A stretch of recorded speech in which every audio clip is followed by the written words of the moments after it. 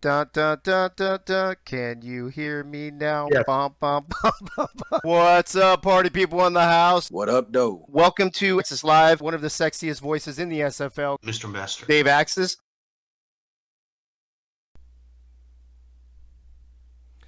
What's up, party people, the SFL? What's going on tonight, this Tuesday night? What's cracking?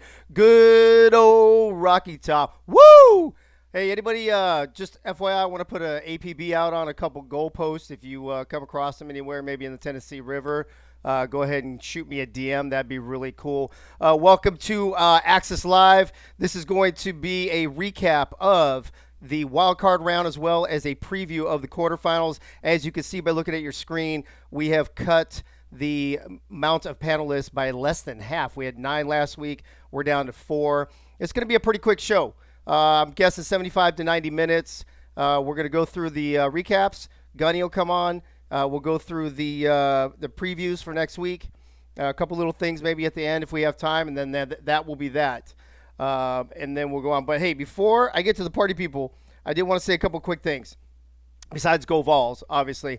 Last week, I told you I had 2 of these phone covers for iPhone 11 Pro. One of them has been taken. Somebody snagged one, so I have one left. If you have an iPhone 11 Pro, DM me, and I'll shoot it to you for free. Don't worry about it. I'll just send it to you.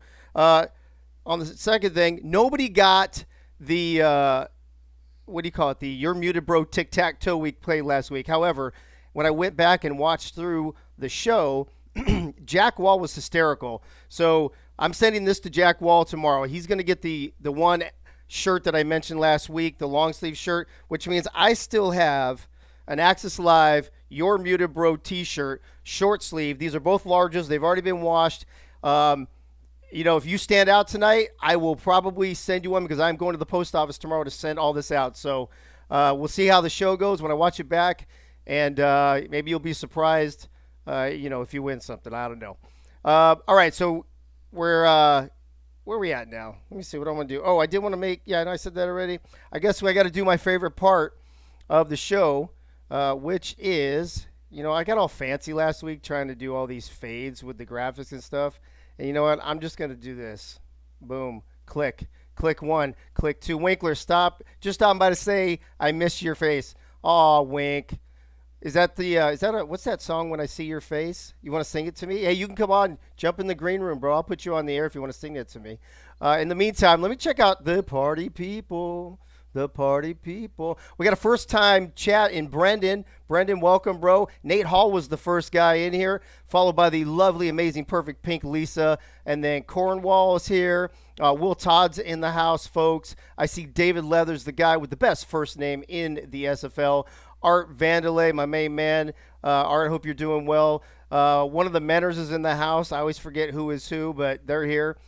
Packer Fred's with us. Neil Rivers, Bayou City Chef. I was going to call you a Chef City. I don't know how that works exactly. Mike St. Green, but I might have to have you come on, bro. FYI, with what we talked about earlier. Let me see. Tyler Falk's in the house. I see you. Nacho, what's up? Wait, Nacho, you don't like me, really? What's up, bro? TJ, good to see you, bro. Glad you're here. Bob Funk, of course, always here. Crazy Canuck is in his house. Good to see you, bro. Bill Cherry, what's going on? TP Tac 11, good to see you. Boomberry, what's up, Boomberry? Were you here last week, Boomberry? I don't remember calling your name last week, bro. Pseudo's in the house, folks. Hide your goalposts.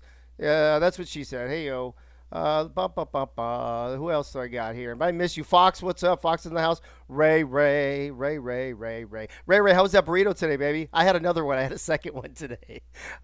This is what happens when Lisa goes away. Just so for those of you who don't know, Lisa's in Chicago on business, which means I drink too much and I eat like crap. And, that's what happens when she's gone. So I guess me telling some of the Knox City folks about it last night, Ray got the temptation and went out and got herself a steak burrito from Taco Bell. What's up? Skinny to go. What's up, Skinny? Good to see you, bro. Chad Rowland's in the house, folks. Really got a lot. Jack Wall. What's up, Jack Wall? Your shirt's leaving, going out tomorrow morning. What up, though? Eddie Gage. Wink is in the house, like I mentioned earlier. Man, we got a lot of people in here. This is almost as many as last week, I think. Ronnie Shanahan, good to see you. If I miss you, go ahead and at me. There's Harish. I see Harish. What's up, bro? And I think that's it. If I missed you, go ahead and at me in the chat. You know I don't mind, and I will throw you a shout out.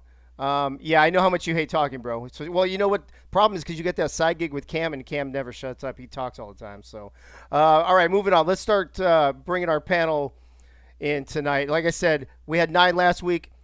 Bring it down to 4 this week since we have 4 games. Each of our panelists will preview a game, and each of them, Master Chief, what's up? Good to see you, buddy. And then they will each preview one. We've got a couple of interviews. Not all teams were able to get us someone to interview. So, we'll interview who we can and make it a show. King Maximus, what's up, bro? Good to see you. Yep, same old stuff, Master Chief, same old stuff. In the first square, your top left square, this is a man who last week was the center of attention, right in the smack dab middle of everything, because that's where he likes to be. You love him, you hate him, you know who he is, everybody's favorite quarterback.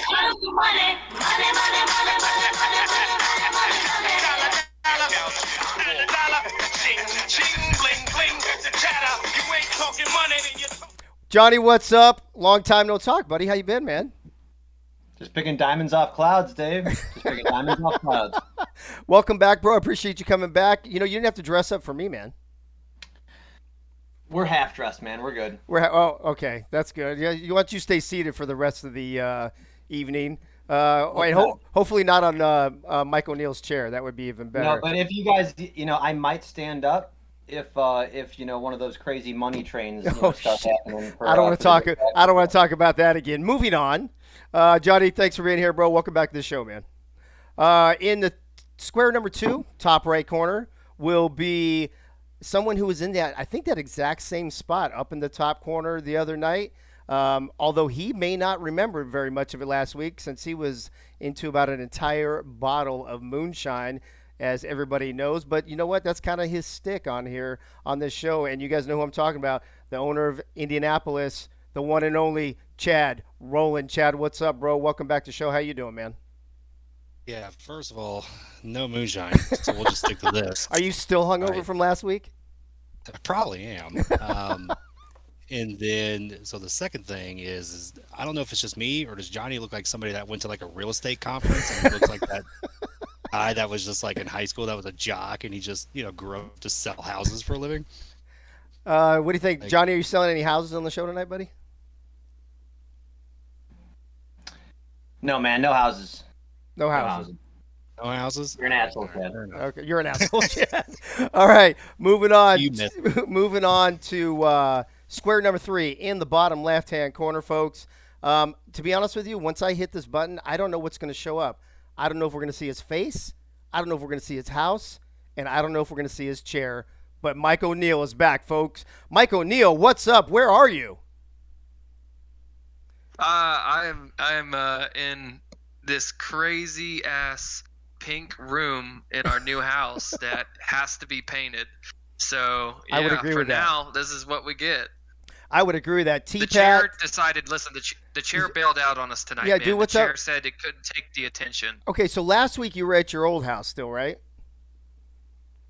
Yeah. So Okay. So it wasn't old house. We've actually been in between for a little while because we lived camper life on the road for a while. So last week we were actually at my sister-in-law's house.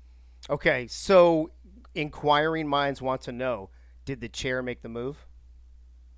No, dude. No. Oh. The chair's an asshole, dude. The chair's stuck up. Listen, I got a big head. You guys gave it a big head, and now the chair just thinks it runs the place over there. So you had to kick it to the curb and leave it behind? Well, yeah, we had to cut it. I get cut it. Loose, man. I get it, bro. We got a couple more people jumping in. T-Pat, what's up? Good to see you. Ethan, welcome back, bro. Good to see all you guys. In the final corner, square number 4, bottom right-hand corner, his usual spot. He's always there. He's always last. But the last shall be first, and the first shall be last. Tyler Falk, welcome back to the show, buddy. How are you? Oh, shit. You're muted, bro. Oh, snap. Hold on. Hey, hold on. I got something for – look at – I put this – oh, snap. What's up, Tyler? You're muted, bro. We already got one. What's up? Oh, boy.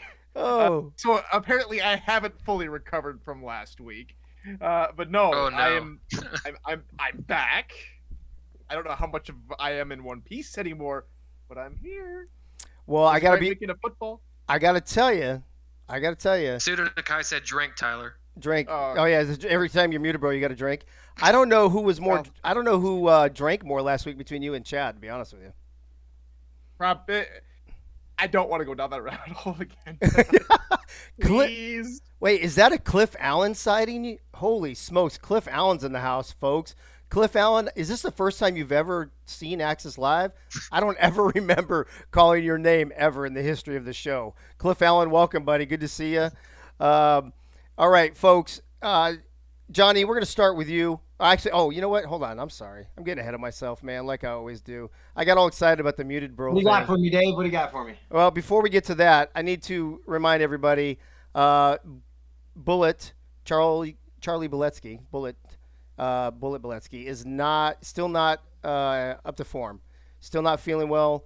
DM'd with him the other day, and he is still on the mend. So, please thoughts and prayers for him. Reach out to him if you know him, see how he's doing. Hoping that if we do this show in season 21, I'm sure he'll be recovered by then and he'll be back. So no bullet points, but I'm just saying, you never know. Bullet points. Comment. What did he say? What did T-Pat say? He said, "Is this the Dave Axis show or an AA meeting?" Yes. One of the A's in AA stands for Axis. It's Axis Anonymous. Oh, so Oh good. crap! Here we go. It's Cliff Allen. What's up, hater, bro? You know I catch the Axis Live when I can. I know, bro. I'm just messing with you. So we're not going to talk. We won't have bullet points, but we will talk about what?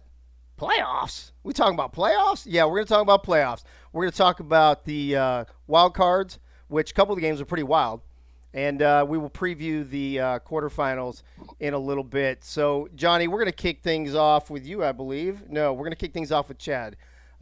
Chad, Minnesota at DC. Now, last week, a lot of people picked Minnesota. A lot of people have been on high on Minnesota since they beat DC and Baltimore late in the season. I don't think you stuck around for pick'ems last night, but it looked like a little more people chose Minnesota than DC in the chat, or on the pick'ems, I'm sorry, including people in the chat. 20-8 DC. Was this a surprise to you? And then go ahead and break the game down for us.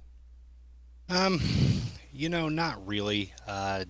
First off, I mean, I think it was like an enormous amount when we played them last week. Like they really picked like 135, like 20 something, I think, and then we took them down. So, going into this week, I mean, that was a game that Minnesota was coming in off of a bad loss, and going up against a DC team that they beat earlier in the season, if I remember correctly. But so it was going to be an interesting matchup. But really, the offense for Minnesota, I think, was just still in Minnesota, or it may have still been in Indianapolis, where it wasn't really utilized well. Also, You're right. I mean, they scored 8 points. DC just really played a fantastic defensive game.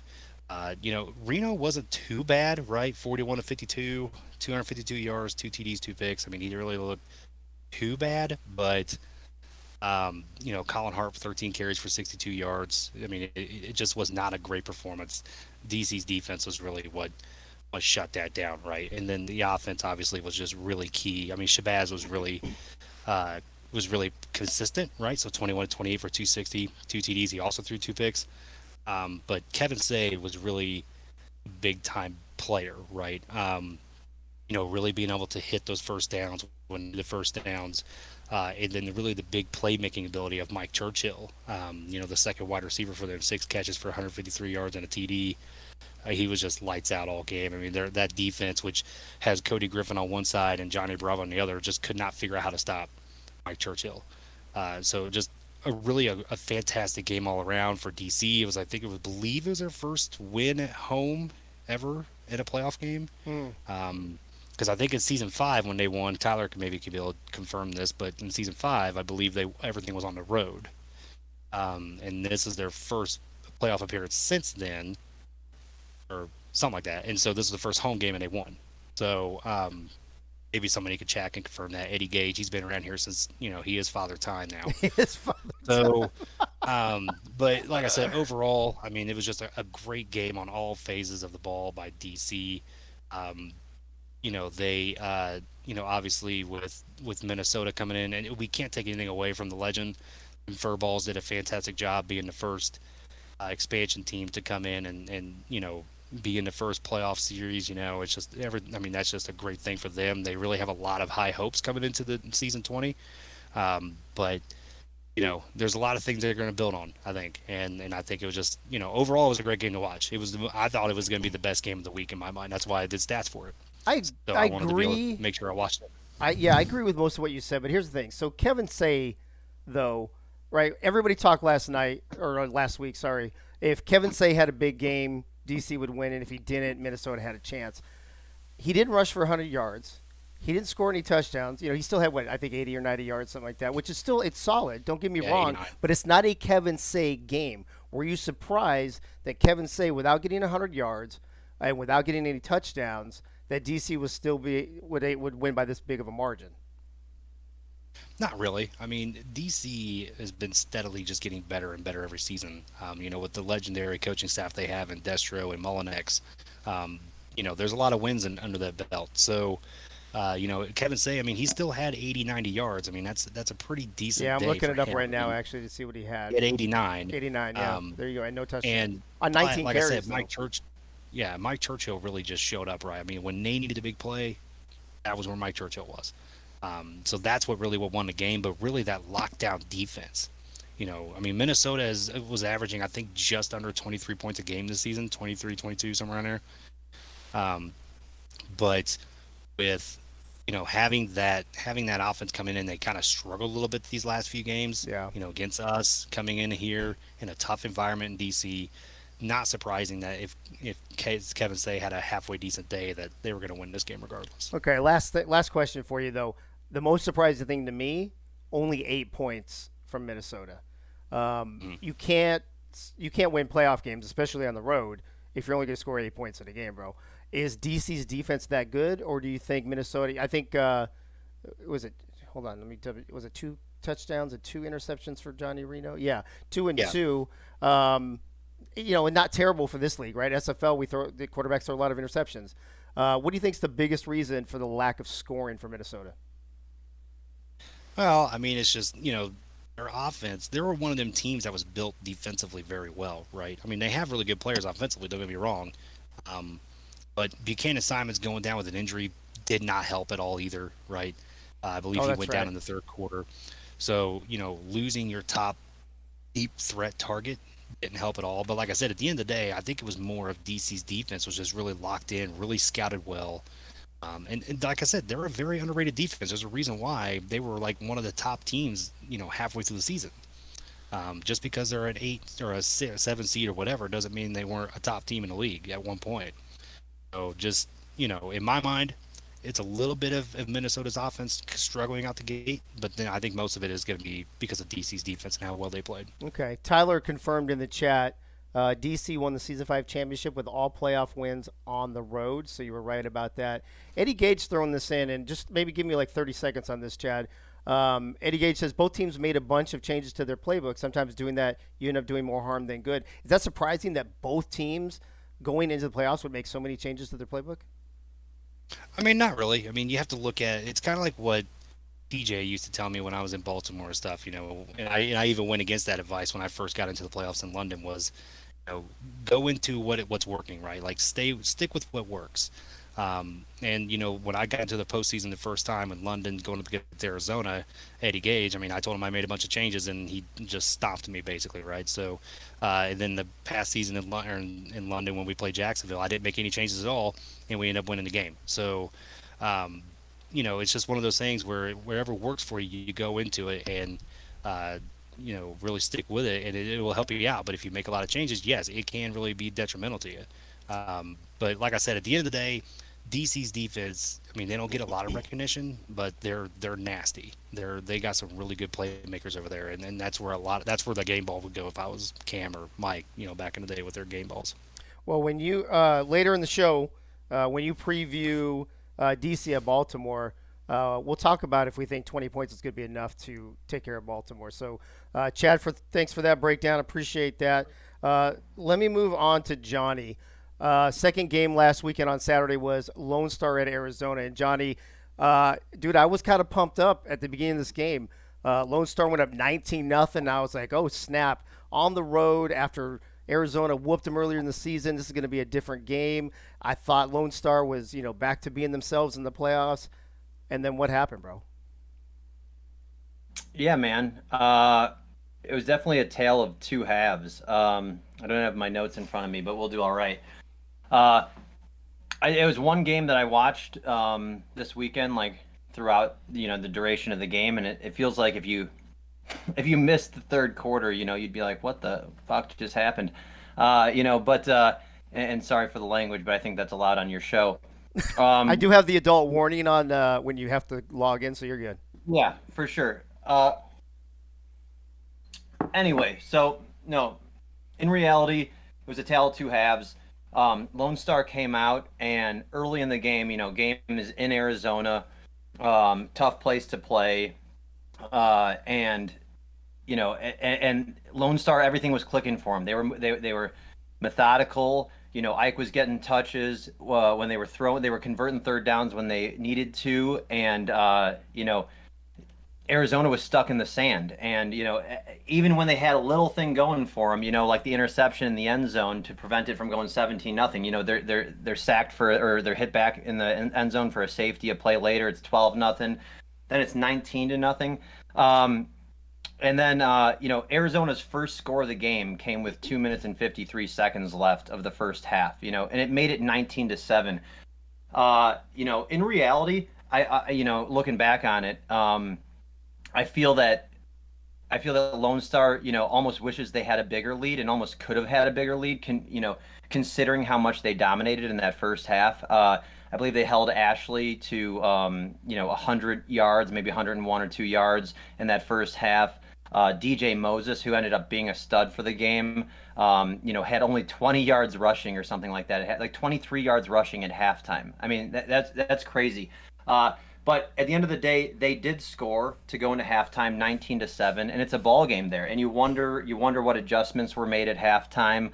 What was said inside the locker room. But boy, did Arizona come out in the second half. And like I said, their first score of the game was with 2 minutes and 50 seconds left of the first half.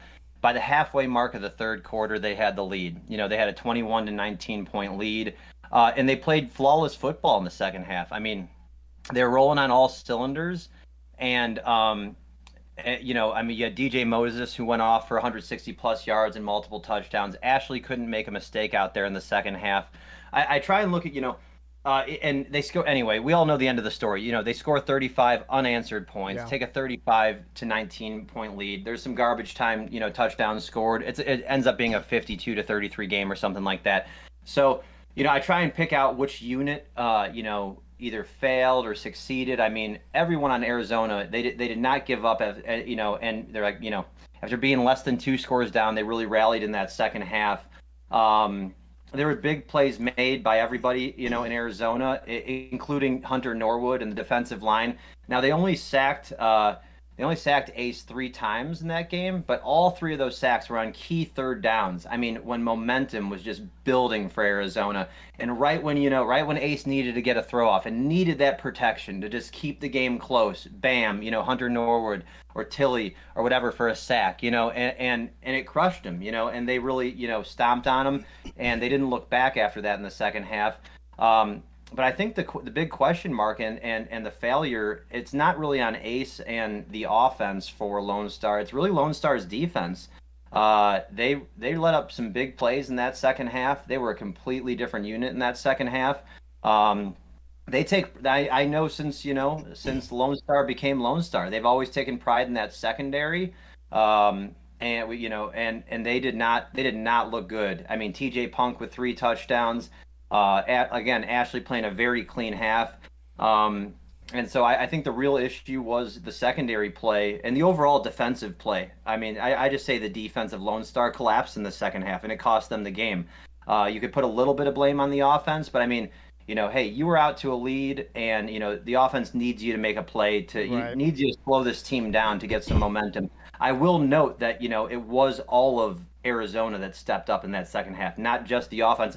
Arizona's defense stepped up, just like I already said, their defensive line. But even their pass defense, not just the big interceptions they had. They obviously had the pick six when the game was basically already won and things like that. But I looked at Ace Fennick's stats. When they took that 19 to nothing lead, he was 18 for 22 or 18 for 23, his completion percentage at that point. He ended the game 20, 24 or 20, 24 something for 47. The point 28, 29 for 47 or something like that. That's off memory.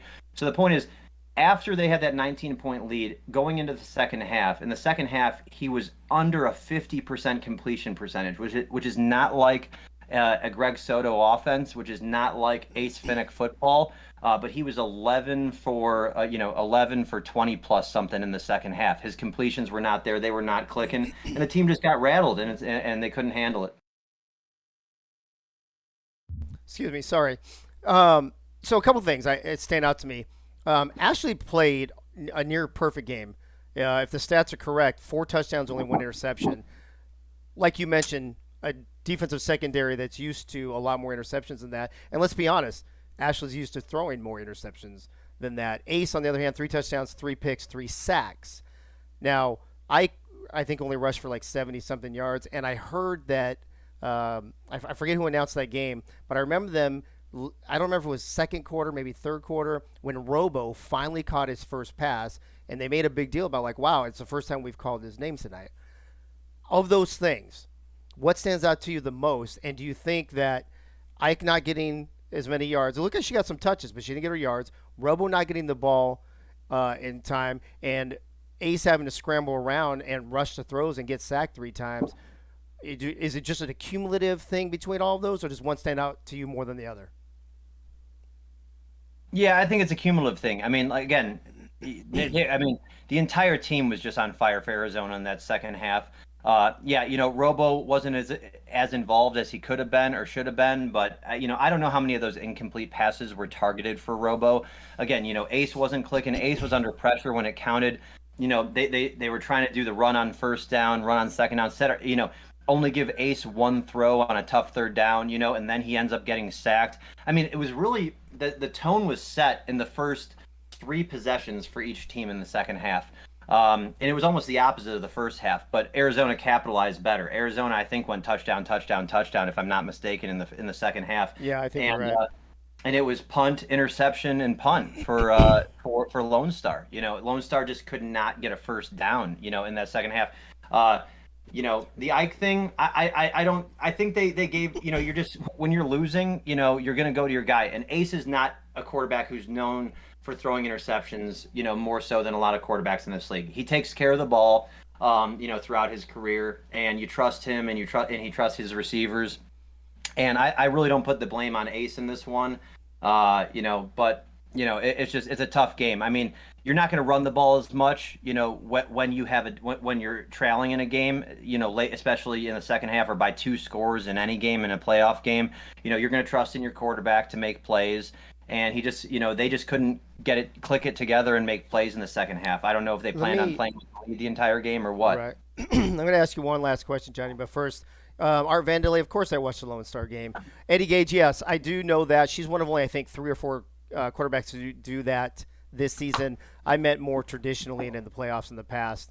For her to throw for 4 touchdowns and 1 pass in a playoff game is amazing. Last question, Johnny.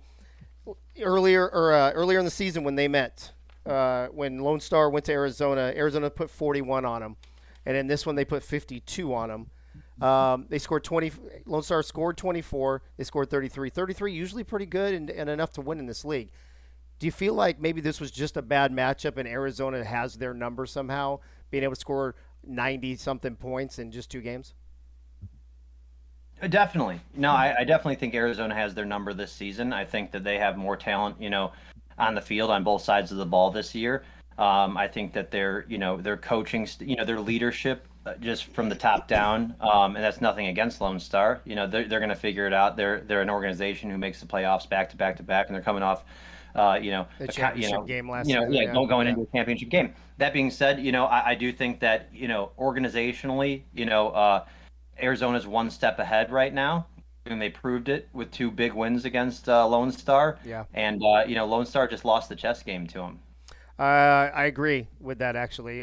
Johnny, thanks for that breakdown. Appreciate that. We're going to move on to Houston and Sioux Falls. Thank you for whoever let me know in the chat about the graphic. I was trying to get my boy Mike St. Green on the call here. I'm going to go to Mike St. Green here in a minute after Tyler breaks down this Houston Sioux Falls game. Tyler, was this one of the games you called this weekend, This was the game I called or this the weekend. game that you heard- called this weekend? Okay. Right. All right. You probably heard my voice elsewhere on TV because I was with Cam as Okay. the analyst. I've been officially tapped as the analyst for the studio show. For I the remainder did. of I the think I saw your face on there too. So does that? Did you replay? Did you kick Mike St. Green to the curb? I hope not. I guess this is the perfect interview for you then in a minute. Right. I mean, I've got some pretty big shoes to fill if I'm taking over for Mike. But Mike's got an incredible intellect. He's got a good knowledge for the game, and him and Cam pair up so well. They And really for they me do. to take over. It is already an honor for the playoffs. But I know Mike's got real life stuff going on. He actually has a job that pays him to come What? for his services. That What? He got, Well, so we'll confirm that when he comes on. But in the meantime, Tyler, this is one of the other games that I watched the entire way through, and holy crap, what a game! Well, I mean, just go ahead and break it down for us, because if anybody who watched it knows this was a thriller. Well, obviously, it's a one score ball game, the tightest game we had all weekend, and in my humble opinion, definitely the best game out of the lot. It started off pretty nippy, right? First quarter, really nothing going on. Defenses balling out. All of a sudden, both teams put together some long drives, long sustained drives for points. Sioux Falls gets the first couple of points with a field goal. Houston goes right down the field. They get a touchdown, and it's just this little back and forth feel we had for a little bit, especially going into the second half, where everything was still kind of tight. All of a sudden, Houston starts pushing the lead out. It's 21-10, and Sioux Falls has a chance to come back into this game. Last couple of drives, they know they have to score points, and that's exactly what they did. Their final 3 drives resulted in points. 14-play drive resulted in a field goal. 12-play drive results in the touchdown. They failed on the 2-point conversion, which would have tied up the football game, but Houston can't get off the field. That's a theme we'll come back to as we just go back over everything. Sioux Falls gets the ball, march down the field with 2:14 left to go on the clock. They kick the game-winning field goal. What a fantastic, fantastic ball game all around. Some surprises for me. DR Sim, Yeah. only 1 reception in this ball game for 15 yards. Another Houston falling on offense. Only 1 third down conversion the entire ball game. Just not a whole lot of consistency, not a whole lot of tenacity when it comes to third downs. It seemed like things were working maybe in the first half with a couple of plays that might have gone their way, maybe a couple of tight end go routes that might have not been called, but just some not the best offense we saw over the weekend in terms of that regard. Yeah, I agree. I agree with that. On the pick'ems last week, Tyler, I know you had to bounce earlier, but some of us stayed on and did some pick'ems last week, and Doyle came on, and he said that if Houston scored 21 points, they would absolutely win the game. I went as far to say if there was a combined score in this game of over 31, that Houston would win the game. Now, I'm not saying that a 22-21 game is a barn burner in the SFL, because it by no means is, but it might be for Sioux Falls. Are we surprised that a game that had the equivalent of more than 6 touchdowns went the Sioux Falls way? I'm not. The way the game played out, the defense, especially in that first half, Dave, played really well. But it's in that second half where all of a sudden a rookie running back by the name of Marcus Duncan, who had less than 400 yards coming into the ball game, starts to ball out just a little bit. He would finish with 109 total rushing yards and a nice rushing touchdown from about 20 yards out to really get Sioux Falls clicking. So one of the very few times we've seen Marcus Duncan really have a solid game and really contribute in the run game and not make Sioux Falls one-dimensional. And that's the thing that really threw not just Houston off, but threw off the entire community. I think with how Sioux Falls was able to have an effective runner for the first time in quite some time. If you last question, Tyler, and then we're going to bring Mike St. Green on. If you had to put your finger on one thing in a game this close, sometimes it just comes down to one thing. If you had to put your finger either on one thing, one key play, one something that swung the momentum, something like that, what stands out in your mind in this game that really made the difference and put Sioux Fall over the top? I would probably, I wouldn't even say one moment. I think third downs is the biggest gut punch for Houston, not being able to convert, especially in their final two drives. Both drives went 6 plays, got the third down, could not convert on either drive. That I think to me just sealed their fate. Well, let's bring Mike St. Green on real quick. Mike St. Green, how you been, bro? It's been a minute. Glad to have you back. And is there any truth to the rumor that Tyler kicked you to the curb? Hey, what's up, Dave? Man, A little look. prime time. Hey, what's going on, Johnny? Hey, first of all, Chad needs to learn to give me a cool down period between games like that, man. He should know media. He should know the media protocol. You know, give somebody 15 minutes before he starts writing out congratulatory, great season type stuff. Because I really didn't want to hear that shit at the time. But anyway, um, but man, Dave, Love you, good to have Mike. you back on, man. Good to have you back on, brother. Good to always hear you. But look, hey man, I'm out near San Diego right now. I got a What? question for you, man. Okay, let me Pa- hear it. Padres Astro series, man. We got to put something on that. You know how I feel about the Astros, and I can't. I 20 words come to mind, and 19 of them I can't say on this show because they're X-rated Hey, or whatever. So, you know how I feel about well, Houston, bro. we're doing a good job of making America mad again, so I'm proud about that. I'm sure you So, are. Speaking about being mad again, tell me about this game and this heartbreak loss to Sioux Falls this weekend, bro. I mean, I think a lot of people thought if there were 6 touchdowns or more scored in a game, this would have gone Houston's way. What happened to you guys was that Sunday or Saturday? And what happened, yeah, and how do you break this game down, or what do you think was the difference in this game? man, Tyler did a really good job of breaking down really what happened. Um, and really and truly, man, that's to be honest, that's been a problem for us all season long, converting on third downs. But we're middle of the pack in the league. I think we're about 50%, which is, it's not great in the league. I mean, the upper echelon in the league are averaging close to, 65, 67% on third down. And that's one of the things that we needed to improve. And we just didn't get the job done on, yeah. What do you before I let Tyler ask you a question? What do you make of the fact that Dr. Sim only had one reception the entire game for 15 yards? It's not good. I mean, I think a couple of games ago against Jacksonville, he only had one or two, and I let him know then, man. Uh, basically the Jerry Rice of the league shouldn't be catching one or two passes. That's not going to be good for us. And I think, if I'm not mistaken, I only finished with 2 or 3 myself. So two of the most productive receivers in the league only kept coming away with 3 catches. Man, that's so. Yeah, I agree with that. Tyler, what do you got for Mike?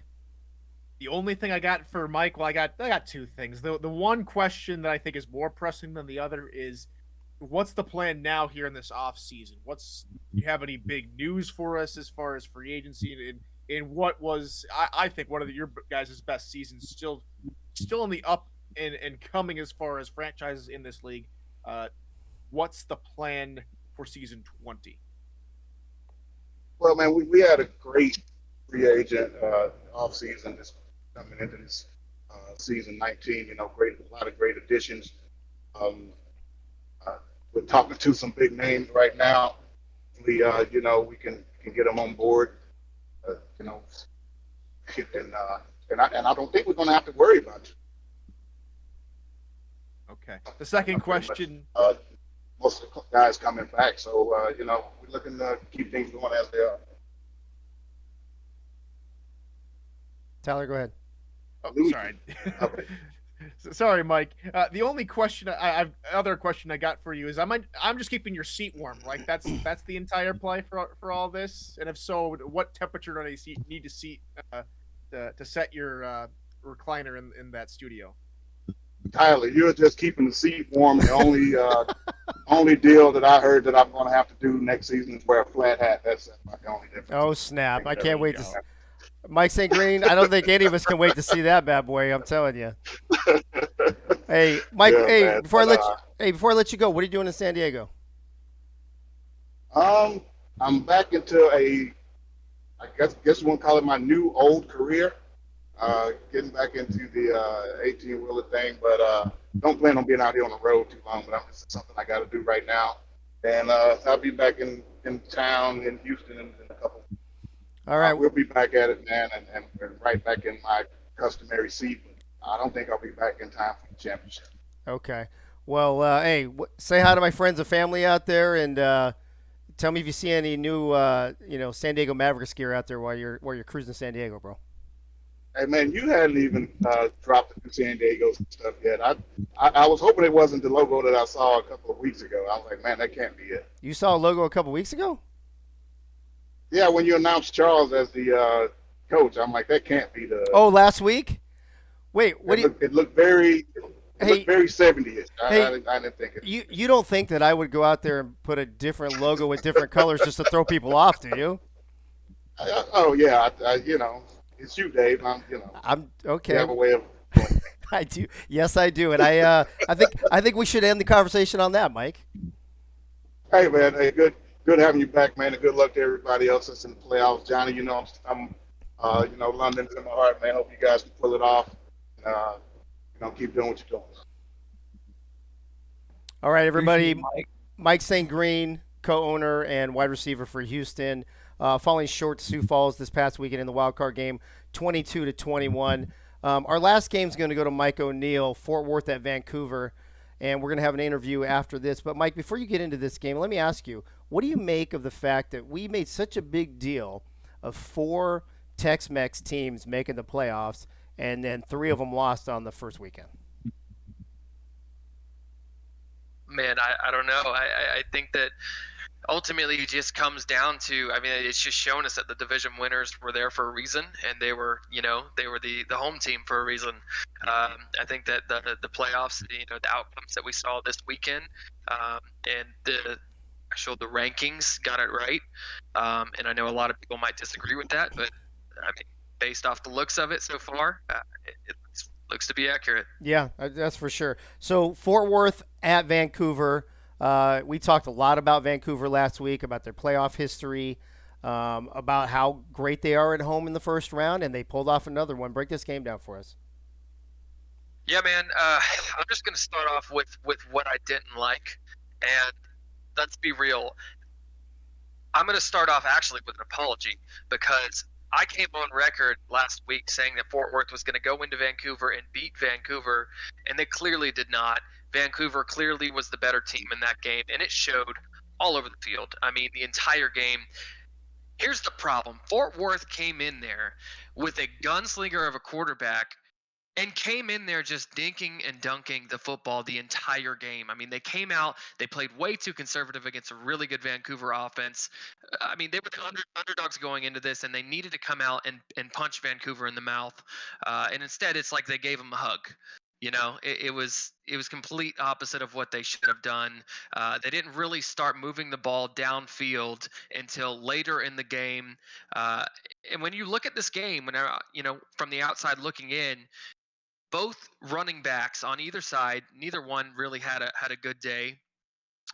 It was Williams had 47 yards on 19 carries. Redford had 72 yards on 24 carries. Williams was averaging 2.5 yards per carry, and Redford was averaging 3. So neither one, was doing too well, and ultimately it came down to the team that was able to move the ball further downfield through the air. And the crazy thing is, whenever you look at these two, if I told you that these were the stats of the two quarterbacks, one quarterback was 73%, 4 interceptions and 2 touchdowns, and the other was 82%, 2 touchdowns and 2 interceptions. Which do you think won that game? you would probably think the 4 interception one, or you probably think the 2 interception one, but it was actually Christian Brown that threw 4 picks, and still won the game, and actually had a lesser completion percentage, and that's probably because of the dink and dunk offense that Fort Worth ran. But I just think that Fort Worth came in here playing too conservative. They didn't have the right game plan, and Vancouver shut down everything that they thought. At one point, you thought the passes across the middle to Robert Garrett Jr. were working to the tight end, and I mean he had 73 yards on 8 receptions. But at the end of the day, it's you got to come out here. If you're going to play Vancouver at home, you really have to come out and you have to be aggressive, and you're going to have to put points on the board quick because Vancouver's going to score. Doyle in the chat there said public apologies need to be made by the Fort Worth pickers. Everybody picked Fort Worth, I think, last week, except I think it was Bo and Johnny, maybe. Maybe Doyle or whatever. A lot of hype last week, like I mentioned, for the South, but for Fort Worth in particular, Mike, it wasn't just the fact that they were in the Tex-Mex division and they all made the playoffs. It was more of a Fort Worth is due. The other half of the argument last week, though, was, but this is Vancouver, and they're playing at home, and they always win their first round games. Now, we can talk about their history after the first round, and we'll ask Andy Hamilton about that here in a moment when we bring him on. But when you heard those arguments last week, what's going through your mind? Now, I know you weren't here for Pick'em, so you weren't able to give us your 2 cents on that. So I want to hear it now. Fort Worth is due from the Tex-Mex versus Vancouver and their opening round history. How would you have gone last week and why? Well, I would have gone Fort Worth, and it's nothing against Vancouver. Like I said, I really thought that Fort Worth had kind of turned the corner ever since the debacle that was the first 3 or 4 games of the season for Marcus Dunhill. I really did thought they turned the corner, and I thought that they were going to be able to go in and shock a lot of people. And it just didn't happen. And Vancouver is proving easily why Vancouver has the record that they have, in the first round of the playoffs. I mean, there's a reason. It's because the first round of the playoff, a lot of the times they end up facing these wild card teams, and it's they're just outmatched. Vancouver outmatch a lot of these. I mean, it shows. Vancouver's got a quality team, and it shows. Yeah. That's what I'm Well, let's bring Andy Hamilton in here and ask him a couple questions. Longtime owner of Vancouver. Andy, welcome back to the program. I know you've been on a couple times before, so welcome back again, bro. How you doing? And how are you doing tonight specifically? Hey, Dave, I'm doing well, man. How are you? Andy, we love you. I don't know who yelled that, but no, I'm doing well. So I don't know if you listened to the show last week, and a lot of the talk about what I just mentioned to Mike, Fort Worth being due, had some bad breaks in the past, being in a tough division versus is it a perfect? Are you still perfect in the first round, or does it just seem like that? Yeah, we haven't lost a first round game in the playoffs. That dates back. Our first game was season 9. We won our first round playoff game. That was back at Alaska in Alaska. We took 3-4 seasons to kind of find ourselves in this progression era, and then we bounced back in the playoffs and have won the first game strong ever since. So yeah, still perfect in the first round. No offense, I didn't watch the show last week. Really during playoff time, I try and lock in as much as possible, just kind of on what I can control in our team, and kind of let people say what they will, and I'll focus on plays and stuff like that. Well, now that you've got that in your rearview mirror and you can talk about it with hindsight, what did you think about the matchup of a Fort Worth team, coming from a strong division against you and your perfect record at home in the first round? Does that give you any extra confidence? Obviously there's lots of reasons to be leery of Fort Worth, but how did you feel going into the game? Yeah, I mean, look, history is one thing, and I think it's fun to say, hey, we've never lost in the first round of our first game of the playoffs, but at the end of the day, it doesn't matter, right? What matters is this season. What matters is the team we're facing and what we can put on the field to kind of beat them. And we had a really good first half, but when you watch the game kind of play out, the second half really kind of sucked for us. We got a little nervous there at the end as Fort Worth kind of put the full blitz on us, and we held them off on defense, which we're proud of. So, looking back on the game, I think, Fort Worth has as good of a chance as anyone. The ball just maybe didn't bounce their way. That's unfortunate because there's a lot of good people on that team, a lot of people that I'm friends with. You hate knocking your friends out of the playoffs, so I hate to do that to them. That's kind of the battle of the SFL, right? Is it's matchups. It's how can you take on, an opponent like that who's a really good quality team, who has, just as good of a team as you, and what can you do to make them uncomfortable, and what can you do to put yourself in a good seat to walk away with a victory, and we were able to get that done. Yeah, I absolutely agree. Playoffs is all about matchups. Kind of talking about we were mentioning Arizona and Lone Star. Lone Star, phenomenal team, but Arizona I think is just a bad matchup for them and had their number. I'm gonna reach over. I'm gonna reach over. That sounded terrible. I'm gonna send it over. Whoa. I'm gonna send it over to Mike O'Neill for a question for you, Andy. Hey, that's all right. Hey, Tyler, can we edit that out later? Would you? Sure. What's going on, Andy? Hey, Hey, yeah, I got a question for you. So, actually, got a few. First of all, your leading receiver, Chris Curtis, only had 45 yards on 4 receptions in this game. Didn't really even get going until late in the game.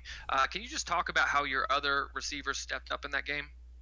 yeah, our team, we have a very great, unselfish team, who really only cares about the victory at the end, right? We care about one stat for the Legion, and that's the W or the L, right? That's really all that we kind of look at. And at the end of the season, we've been very blessed to have a lot of really good players with a lot of good stats, like Chris Curtis, Redford, Christian Brown, on our defensive side with Lopez, as well as our 2 linebackers, Fields and Farnsey. Everyone kind of gets theirs. But really, at the end of the day, all of our players only care about, the victory. And that gives us a lot of flexibility, right? Because we're not dealing with, trying to figure out how to get Chris Curtis 200 yards receiving, right? If getting Brett Killian, 100 yards or whatever will get us the victory, or giving it to Redford 60 times will give us the victory, we're comfortable with that. We're comfortable, kind of making the other team uncomfortable, knowing that we have, all the receivers that we do in Blackwell and Huxley, who can kind of get involved and become matchup nightmares, right? Because it's easy for a team to have 2 really good corners. It's much harder to have 3 and 4 and 5 and 6 defensive backs that can kind of defend the whole field, as well as, linebackers and defensive linemen, and sometimes even defensive backs still that have to try and defend Robert Redford. So, getting those other receivers involved is something that we're totally comfortable doing. It just really depends on who we're playing, and what we kind of see as the open opportunity area for us to find a way to win. Absolutely, man. Yeah, Blackwell was 92 yards, 5 receptions on 5 targets. He was 100%, turning those targets into receptions, which always a good thing to see on the offensive side. Now, however, 4 interceptions from Christian Brown. Mexico City's got 34 takeaways on the season going into the playoffs, and I'm sure, you were kind of sweating at the 4 interception number back and forth. Is this something you're looking at going into Mexico City as a potential problem that you guys need to fix, or is this just something that you're, kind of have to just roll with? Nah, yeah, good question. We're cool with, the way that the game turned out, very similar back to my last answer. So I hate to sound like a broken record, but really, the win is what matters. Christian Brown can throw 40 interceptions, and if we win, the game and move on in the playoffs, I'm cool with that. That would be one heck of a game, but I would be cool with it. 4 interceptions, you hate to see it, right? You'd love for him to throw 40 touchdowns and no picks. But if 4 picks is what has to get done, and we still find a way to win, that's what matters to me. I think, at the end of the day, that's all on me and our coaching staff to try and put him in a better position not to throw picks. And that's something each week that we work with, the same way that any other team works with their quarterback to try and avoid interceptions. But, hey, look, it's the SFL. It's all pro football. Things are going to happen. The question is, how do you respond? And is it a situation that you can't correct, right? Are those plays that are going to sit in your playbook? Are those plays that are going to come out? That's something that we have to ask ourselves. But transparently, our opponent has to ask the exact same question. And that's the fun of it. And, right. I got one last question for you, if that's all right, Dave. Yeah. Yeah, it's gonna be it's gonna be a tough one. But Go ahead, bro. Go ahead. so Johnny last week brought up the fact that he doesn't want to be the person to have to put the this team of fate with Matt Wilson in Mexico City out of the playoffs. How are you looking at this going into it? Because if Vancouver does get the win, I'm sure that it's going to be a little bittersweet, right? Bittersweet's the exact word I was going to use, and really it's the reason that I made a concerted effort to try and get on some type of media this week to kind of make my thoughts known. And I've reached out to Ramos and Mike Daggs and some of the Ray Bentley and some of the other people on that team as well to kind of voice my thoughts. It's tough, right? I mean, it's very hard to understand the gravity and the story of the situation around the league and everything like that, and know that you're the villain walking into Mexico City and the stadium named after him to try and play the game and knock his team out of the playoffs. And the thing that I think is important for us to note, and the thing that is important that Ramos and Mike both kind of said, and I think rings true, having met and hung out with Matt a couple of times and considered myself at least somewhat of a friend of his, is Matt really loved competition of this league. Ams said before, right, the league wants to hurt you in a way where we want it to mean something to you, and it's from my understanding, it meant something to Matt. And what I think Mike Daggs said to me, which I don't, hopefully I'm not breaking his trust by sharing this, but I think it rings true, is that Matt would not want us to look at this game any differently than any other game in the SFL, right? He would want, I think, and I think what we're trying to do is we're going to put together our best game plan to play Mexico City and the Aztecs outside of what has happened off the field. And transparently, I'll be comfortable either way, right? If Matt moves on and his legacy lives, and the all pro gods, or whatever you want to call them, or whoever you may pray to, decide that Matt Wilson is moving forward, that's great by me. If he decides that Vancouver moves forward, that's great by me. And I think I can in my heart know that Matt would want me to put the full amount of effort into this game, similar to any other time I was playing Mexico City. And he would want, I think, and I hope that he would want, that ultimate competition, between our two teams, because I've seen him play a playoff game, right? I was sitting there with Mike Daggs in his house during a playoff game, and I've seen how passionate he is about, his team. And I wouldn't think that he would want it, to be anything less than the best that we have. Agreed, Andy. Bo actually said the same, something very similar last week when we talked about, if they had beaten who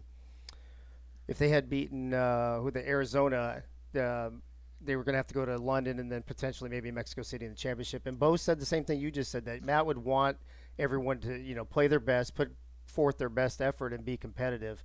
And unfortunately, I don't have another question for you because Mike stole my thunder. That was going to be my question. So I guess I'll have to limit his questions to 2 next time. But Andy, hey, thanks for jumping on, bro. Really appreciate you. Good luck this week against Mexico City. And we're not going to have a show next week, but maybe if we come back next season, we could talk about it. Yeah, thank you guys. Appreciate everything you guys do, and everyone have a good rest of your night, good week, and good couple months. Thanks, bro. Andy Hamilton, ladies and gentlemen, owner of the Vancouver Legion, took care of Fort Worth this weekend and will be on the road to Mexico City. We're going to bring Gunny on now before we go through the recap or the previews. And just so you know, for the previews, we have all the previews, and then we have one more interview at the end, and then that's the show, baby. That's it. So let me bring Gunny in here. Gunny, how you doing? How's your week been, bro? I'm good. I've been busy, but everything's good. That's good to hear. You'll be happy to know that I actually have your music set up this time. So I'm ready to go whenever you're ready to go. Well, that's fine. I got my feet at a 45-degree angle. Perfect. All right. First of all, everyone, welcome to Access Live and SFL Nation. Good luck to all the the remaining playoff teams: London, Baltimore, Mexico City, Florida, Sioux Falls, Arizona, DC Dragons, and Vancouver Legion. We're just going to go over the quick stats of who was the leader in stats for season 19. Quarterback passing yards with 5,055 yards was the San Diego Mavericks. In second was the Atlanta Swarm quarterback, Bryant Dynasty, with 3,821. Passing attempts was also that was also San Diego, 579 passing attempts. Sioux Falls was second with 561, and also with 561 was also the Motor City team. Passing completions was 410, led by Sioux Falls. The silver medal goes to Jacksonville, 398 completions. Passing touchdowns was San Diego with 38 passing touchdowns. The second highest passing touchdown team was 34, was the Atlanta Swarm. Running backs, the rushing attempts leader with 292 was Randy Squarebush. In second was 277 was Ezekiel Love out of Portland. Rushing yards was 1,832 was Robert Mayer with London. And in second at 1,484 was again Ezekiel Love. Rushing touchdowns, 22 by Robert Merrill and 21 by Phoenix Jones. Wide receiver receptions, out of the running backs, 113 by Marcus Duncan of Sioux Falls and 113 out of Brad Jones by Indianapolis. For the wide receivers, it was 111 receptions by Liam Hammer and 110 receptions from Gunnar Lewis, both of the Mavericks. Receiving yards, leader was Liam Hammer with 2,148. Second place was 700 less with 1,494, which is also Gunnar Lewis. Receiving yards by tight end, the leader was James Matthews Jr., Queen City, with 1,124. Receiving touchdowns leader with 19 was Liam Hammer. Second was 12 with Boo Chisholm out of Atlanta Swarm. Targets leader 163, Gunnar Lewis. And second was 155, Liam Hammer. On the defensive side of the ball, total tackles, David Harrell, 145. Solo tackles, David Harrell, 115. Tackles for loss was a tie between Cam Crosby and Sayron Yates. Sack leader was 18 with Cam Crosby. Interceptions leader was a tie at 13 with Bob Funk of Canton and Monty Wyatt of the Carolina Skyhawks. Pass deflections, also a tie at 17. Nate Heslop of Tulsa and Chris Magel of Las Vegas Fury. The kicking, the most kick attempts for field goals was Judah Dorgan at 34 attempts and Potty 31 attempts at the DC Dragons. They also made the most field goals, made with 32 and 28 attempts respectively. Again, congratulations to all the teams that have made the playoffs. I look forward to the season 20 and see where all the free agents end up going. And on a final note, this is a personal note. This past weekend, I attended a Remembrance Memorial for a dear friend I lost 4 years ago on October 14th. I would like to personally give thanks to Dave, all the Access Live panelists, now, tonight, and always that I've seen on the show, and to current teammates and former teammates, and to everyone here in the SFL for your friendship. Dave, carry on. That is all. Thank you, Gunny. Our condolences for your friend. I think we briefly talked about that before. And we appreciate you always being here and bringing the knowledge, bringing your wisdom. And hopefully, if we do something in season 21, hopefully you'll be with us. Thank you, sir. All right, folks, it's time to get the last 25 minutes of this show. We're going to spend a few minutes breaking down each of the quarterfinal games, beginning with Sioux Falls at London. That's going to go to Tyler. Tyler, I mean, you've seen Sioux Falls a lot this season, and everybody's seen London a lot. So break this down for us and let us know what you think. So the first time that London ever beat Sioux Falls was actually week 5 this season. They had played total of 4 times, and Sioux Falls up to week 5 of this season were controlling them. That's a week 4. That's a season 14, 16, and 18 matchup. So some pretty recent history between these two clubs. And the thing is, London won on the road, so you would expect maybe London to carry what changed them from this season, from seasons past, to carry over in their home game. What's the big change? Of course, everybody say it with me. Robert Merrill is the star of the show, Yep. not Johnny Pickler. What? It's scary. It's scary. London have a balanced attack this season, and a lot of teams have yet to really come up with countermeasures for it. One team that did, I think, the best is not Motor City, but Sioux Falls. The score line in the game in week 5, 16-10 in favor of London, which also goes to show you that London can play these tight ball games, both offensively and defensively, when it's nitty gritty down to the wire. And Sioux Falls, of course, doesn't give up that many points. So London's going to have to come into this game, rely on Robert Merrill to somehow break down a very tough rush defense. And for London, for Sioux Falls, that offense has to get going immediately.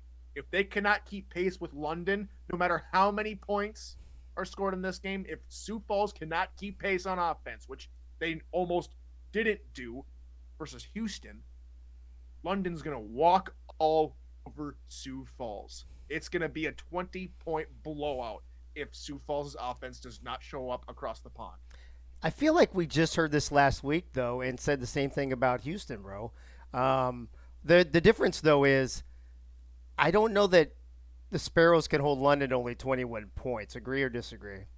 Well, they did it once this season. And what was the score of that game? Again, 16-10 or something like that? 16-10, but Yeah. that was also at Liberty Park in South Dakota. Okay. This is at Queensway. Okay. It's a whole different kettle of fish, to use a term local to the natives over there. It's Queensway has become over the last couple of seasons since Johnny has come over there. They have made Queensway a fortress. He said it last week when we were talking about London in general this season. 17-2, baby. 17-2. Yeah, I'm again. There's one. We always hear Johnny talk, right?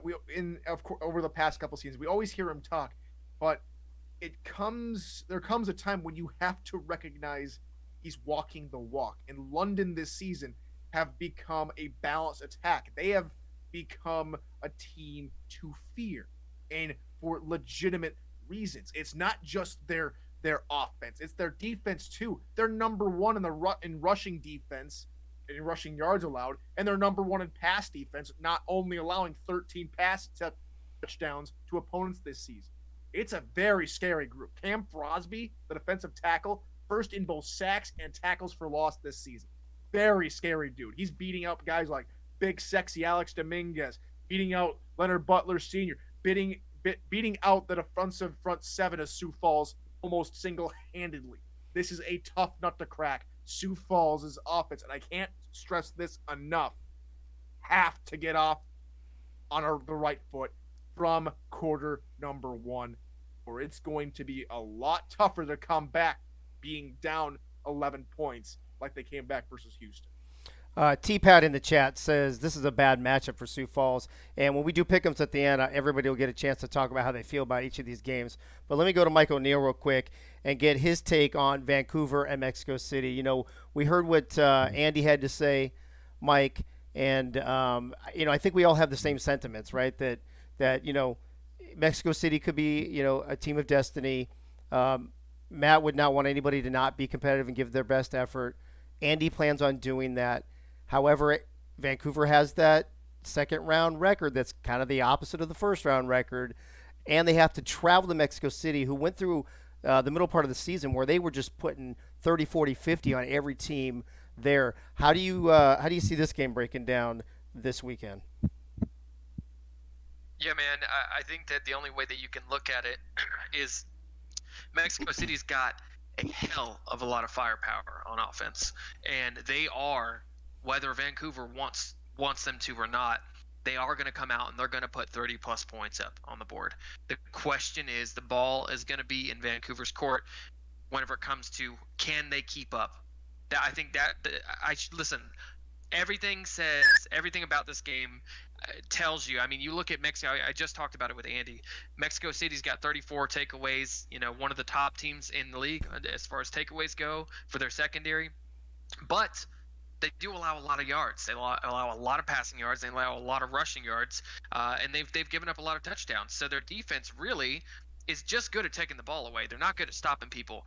So but with that fact, I should be on here saying that Vancouver needs to come out and show Mexico City that that they can take care of the football, they can do that, and they should play conservative. But I'm not going to say that. Vancouver needs to come out and they need to punch Mexico City in the mouth, and that is the end of it. Vancouver needs to come out and they need to show Mexico City that they can hang in the second round of the playoffs, and that stat is faulted, and it's just been just coincidental that they haven't put together a good game in the game of the second round of the playoffs.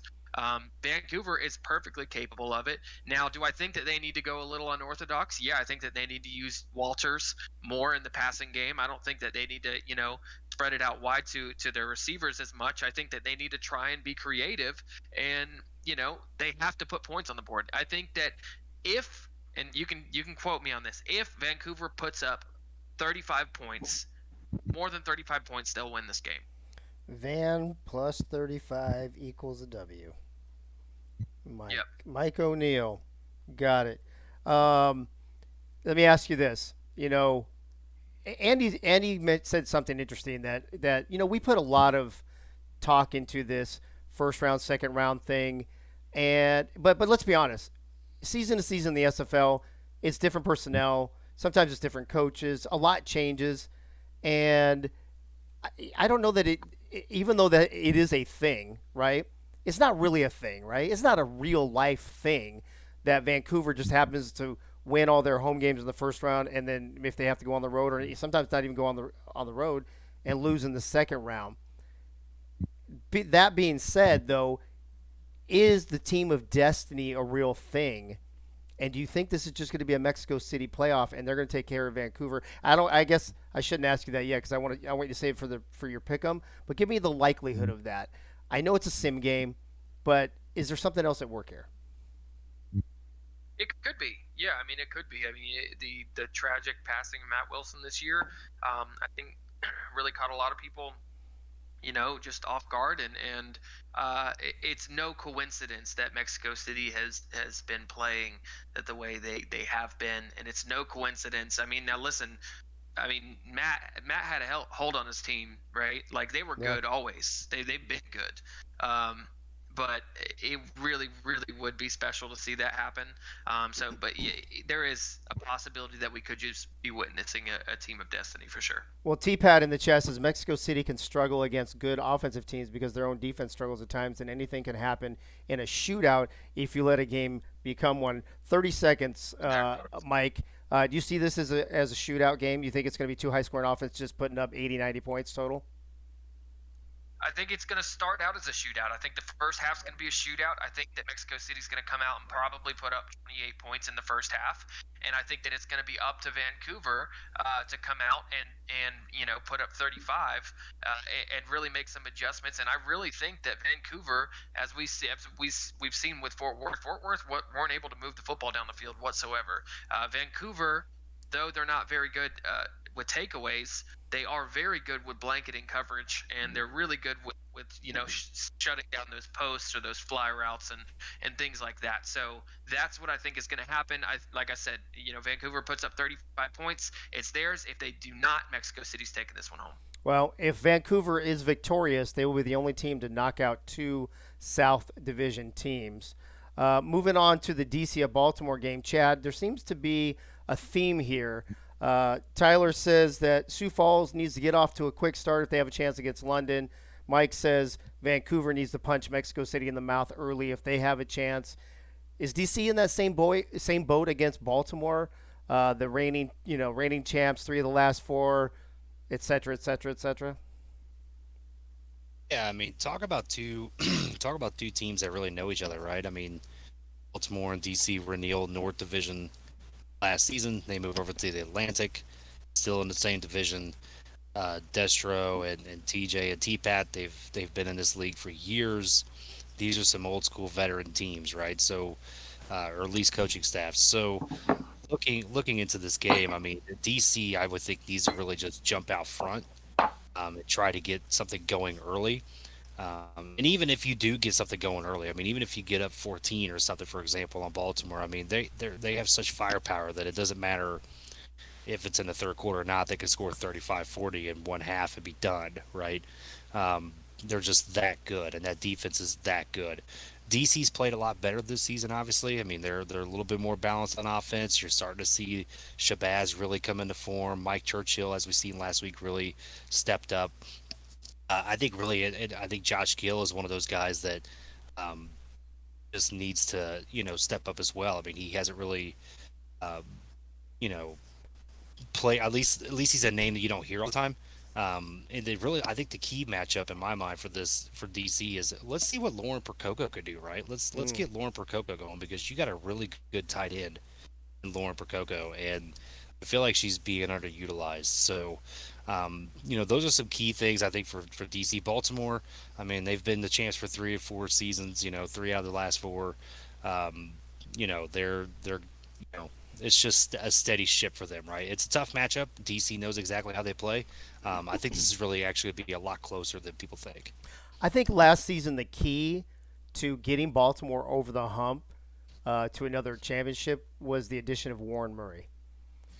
War This could to me turn into just both teams with outstanding running backs just running all over the place, right? Warren Murray, Kevin Say. How effective do either of those need to be in your mind for that specific team to win the game? I mean, it's a pretty big matchup, obviously, with Warren Murray, the workhorse taking on Kevin Say, who's one of the better running backs in the game. But like I said, these front sevens are really good, right? Baltimore's front seven is legendary. We all know that. DC's is really an up and coming front seven that does a really good job. So, um, with what they have, I think it's really going to come down to the passing game, right? And what defense can create turnovers. We know Baltimore can create turnovers. We've seen it all the time throughout the past 6 seasons, I feel like. So really, it's going to be about can Shabazz Synergy play a clean game? If Shabazz Synergy can play a clean game, I think this DC team has got a good shot. But with the way that Baltimore is, I mean, it's you got to hit that. You got to punch them in the mouth quick because if you don't, then before you know it, it's 35-7. Hey, does anybody in the chat or maybe one of the panelists, does anybody know the overall record between DC and Baltimore? It seems like they've played quite a bit. Obviously, being in the North together, I feel like this is not their first matchup in the playoffs. You in the front with the cap. Go ahead. Yeah, I've got some info telling me this is only the sixth time they've met. This is only the first time they met in the playoffs. Okay. And Baltimore's won 4 of the 5 times. 4 of the 5. Okay. And first time in the playoffs. I'm actually a little surprised by that. Okay. And including going back, was Baltimore a team back when DC was a team the first time? Does anybody know that one? They're the Baltimore Crabs. Crabs. Yeah, Oh, they're they the were the Crabs. Crabs. Okay, that's right. All right. So this is the sixth meeting, you said, Tyler, and and Baltimore's won 4 out of 5, and they've never met in the playoffs. Right. Okay. With the Crabs and the Vultures franchise, I was talking with Cam about it. It's a little weird. Technically, the Vultures franchise is a completely new team with no connection to the Crabs. okay. So they don't. Their because history doesn't count. Kind of like Yeah, Lone correct. Star in Seattle. No, because that's that different. that actually That's different. counts. That actually does count. That counts. Here's Yeah. here's I don't know who for folks wanting a little bit of an SFL history lesson. Here is why Seattle to Lone Star is fluid and the Crabs to Vultures is not. Seattle was not. So let's go to Baltimore first. Okay, the Baltimore Crabs franchise ended in season 10, and I can't remember who the guy's name was, the owner of the Crabs, but he decides to pull out of the league entirely. Sometime during the off season, he comes back in and wants to get Baltimore back. So Cam has him reset up Baltimore, but they have to call it a different team name Oh, because okay. the Crabs franchise no longer exists. Okay. Seattle to UPAT Lone says, except Star. we were the same city with the same owners, players, and coaches. Lol. Right, but Right. the guy took his basically probably took his team, his branding, his records and stuff with him, and they had to start from scratch basically. Pretty much. Okay. Pretty much. And So they didn't Seattle have to work was that hard. right. And Seattle was sold, of course, Right, to to Lone Star's ownership. correct. Okay, got it. So that's good to know about the history between them though. So this would be an even bigger victory, Chad, if DC can pull this off, being only 1-4 against Baltimore overall. So last game, Johnny, you got this one, Arizona at Florida, and then we have our last interview before we move to Pick'ems and wrap this up. Arizona at Florida. Arizona put up some monster numbers against Lone Star, Johnny. But now they have to go against a Florida team who has a pretty decent defense, but Florida can also put some points up on the board. How do you see this one shaking out? Yeah, these guys played against each other earlier this season. I think it was 4 or 5 weeks ago. It was in Arizona, and Florida came out on top. I want to say the score was 30-23. Someone can correct me on that if that's incorrect. It was a one-score game, and it was a really messy game as far as offenses are concerned on both sides of the ball. I think Ashley, she had one of her off games this season where she didn't throw a touchdown, but she threw 3 interceptions. I think, or maybe 1 touchdown, 3. Ron Cochran had a bad game. Cut multiple interceptions, only 0 or 1 touchdowns. It was a messy game offensively for both teams. I think Ashley threw one. It was one week 11, Johnny, 30-23. 30-23. Okay, I was right there. Okay, so yeah, I believe Ashley threw 1 touchdown, 3 picks. Cochran, I don't think threw any touchdowns, threw 3 picks. Messy games as far as the passing game is going. But both running backs did their jobs. Both defenses did their jobs, and it was a grinded out, gritty, put your worker caps on and go to work type of game, and Florida got the best of them.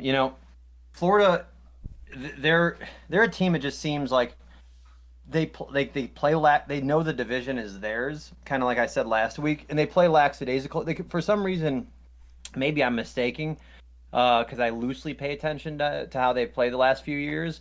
It seems like they've come slow out of the gate, and yet they always finish strong. Like Art and Mighty and the crew over there, they get their shit together, and they finish strong, and they do what they have to do to seal the deal, to get their playoff spot, to win the division, whatever they have to do to end the season. At one point, this team was 3-4, I believe. Like, you had an under 500 Florida team. I believe they won 5 games in a row to end up 8-4 and to solidify this first round bye and get this seed. And that's a big thing. You're talking about a team that's hot, that's running on all cylinders. But Arizona, on the other hand, I truly do think that Arizona is the more talented team. I think they're the team that is executing better. I think they're the team that has conquered and faced more adversity and is playing more sound football on both sides of the ball. I think that speaks through and through, starting from the quarterback position. I mean, I look at the quarterbacks. I mean, Ron Cochran, who may be a Hall of Famer one day because of how long he's played in this league. Has had an awful season. He's one of the lowest. He has a QBR in the 60s. He's thrown nearly 30 plus interceptions. I think only 14 touchdown passes. Like, the passing game in Florida has to be a concern, and that has to catch up to you. And on the other side, on the contrary, where normally we look at Ashley as and her offense as, a quarterback who's had issues with turnovers, has played very sound football this season. Eddie has and his crew over there has gotten better at coordinating the offense, at keeping things clean. And I think she has a top 5 QBR this year. And, she's been playing overall some pretty clean football, minus a game against Florida at home last year. So it's a really weird game. And then you say, okay, well, if Ron Cochran is playing so poorly, then their running game with a former MVP and Bullet Bolitsky, must be going off way more than the rushing game that Arizona has, and that's not the case either. Arizona has the better rushing game with DJ Moses this year. So they have the better rushing game with DJ Moses. They have the vodka's kicking in. Fuck off. They have the better, they have the better quarterback this year. And then you go to defenses, and defenses they're really punch for punch as far as yards allowed offensively, or I mean rushing game and passing game. They're right near each other. Overall, I think that Arizona has the better team. I think it's going to be a great game. I think it's strategically an amazing game for the commissioner to schedule as the final game of the week, as if that wasn't done on purpose. I think it's going to be an amazing game.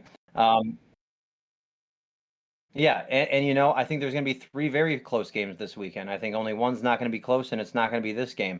I think this is going to be a very close game, and I think that I'll save my prediction for my prediction, but either way, again, I think Arizona has the better team. Then again, you have a Florida team who's on a 5-game win streak, who puts it together when they need to. And for some reason, Florida, I feel they're always in the heads of Eddie Gage. I feel like Mighty and the history and art. I feel like they always have an answer for Eddie. I feel like they play the chess game better when it comes to Arizona. So while I feel like on paper Arizona is the team that should win this game, Florida they have Arizona's number. And we'll see what happens in the predictions, but it's going to be a great game.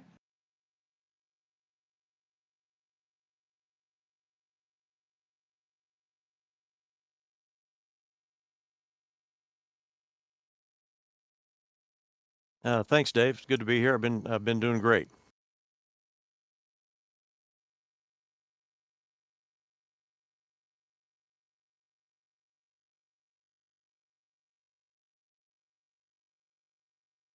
Sorry, guys. Hold on. Let me do it. Damn You're it. muted, bro. I have to do it to myself. You're muted, bro. Shit. All right. Thank you, whoever pointed that out in the chat. And I don't mean thank you, but this is a family show, apparently, except when Johnny's talking. Anyway, Todd. Todd, welcome to the show, bro. Hey, once again, thanks, Dave. Yeah. Hey, it's good to be here, buddy. Yeah, I want to congratulate you on the win against Lone Star, a huge win.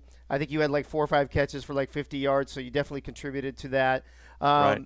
Before we ask you about the upcoming game, let me ask you about the Lone Star game. Were you a little surprised about how lopsided it was, or did you expect that since you had already beat them pretty one-sided earlier in the season? Well, I didn't think it was going to be a lopsided win, and certainly, we get to the end of the first quarter. I thought it might be a lopsided game, but not in our favor. Johnny did a good job describing the things that we went through in that first half and in the first quarter. But our strong safety Eddie Gage was injured in the first quarter. We lost a fumble on a kick return, and then we had the safety, as Johnny pointed out. And I mean, it was, we were on a sinking ship and it was going down fast. And but we get to halftime, we're down 19-7, and coach and offensive lineman EJ to Q, kicked everybody in the ass, and we came out hitting on all cylinders in the second half, and it was an incredible game, but it was really, a tale of two halves, as Johnny pointed out. Yeah, it certainly was a tale of two halves. Just like this is kind of a tale of two. What did Johnny say? Having your number in a game. So we feel like you guys have had Lone Star's number this season. But Johnny was pointing out Florida seems to have your number in a very evenly contested match between a 4 and a 5 seed where you have to go on the road. What scares you, or what makes you think twice about Florida and the things that you have to do to prepare for them? Sure. Well, we have a ton of respect top to bottom with Florida, but we're not scared of them. We think we've got a good chance to go in there and win the game. But they do have really good established players on both sides of the ball. They've had a pretty good season, and again, as Johnny pointed out, they beat us in week 11 in a close, relatively ugly game. But we know Mighty is a master at this game. Art Vandelay is a great coach. So we're going to have our A game, just like we believe they're going to have their A game to beat us. Agreed. Johnny, what do you have for Will Todd?